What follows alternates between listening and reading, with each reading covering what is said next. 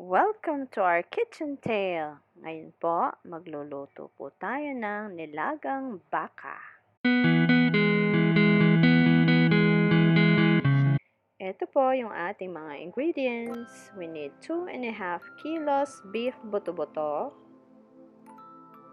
Then we need 10 to 15 cups of water. 2 big size onions.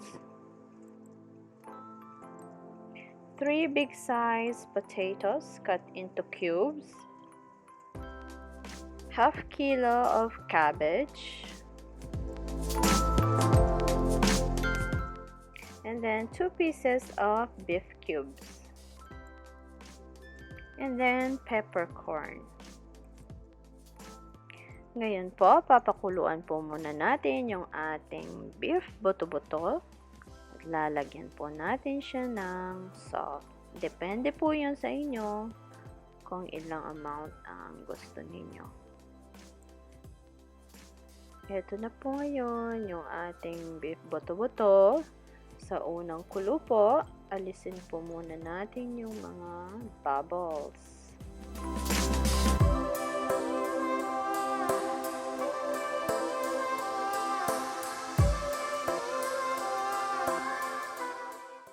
Dahil hindi po ako gumamit ng pressure cooker, hinayaan ko po itong kumulo for 2 hours.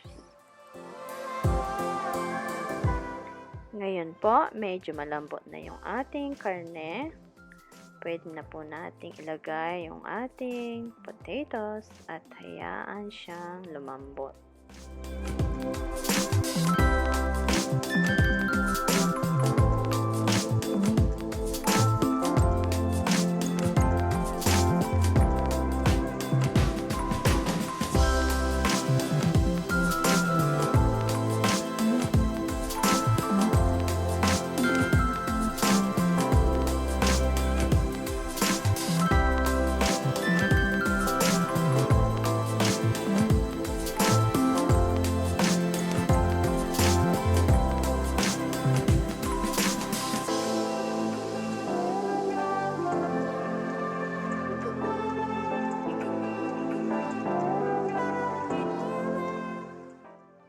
Ngayon po, after 10 minutes, pwede na po nating ilagay yung ating onions.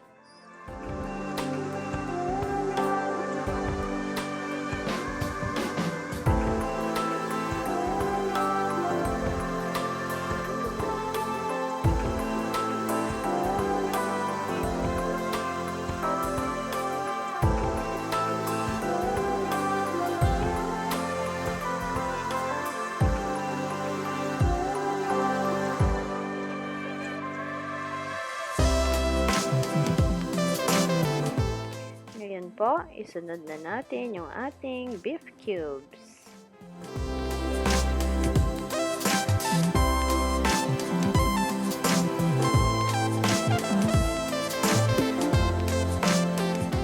And then after 5 minutes, pwede na po natin ilagay yung ating peppercorn.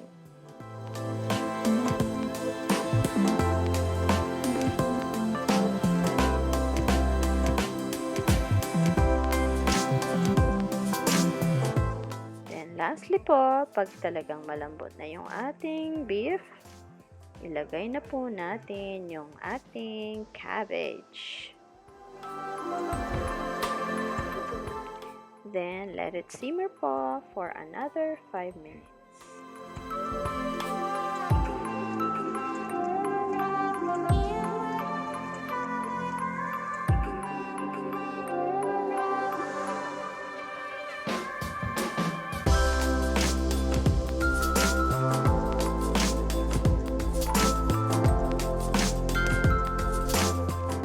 Ngayon po, ready na po yung ating nilagang baka.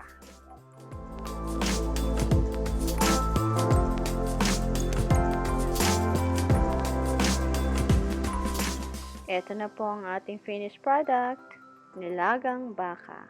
Thank you for watching. God bless.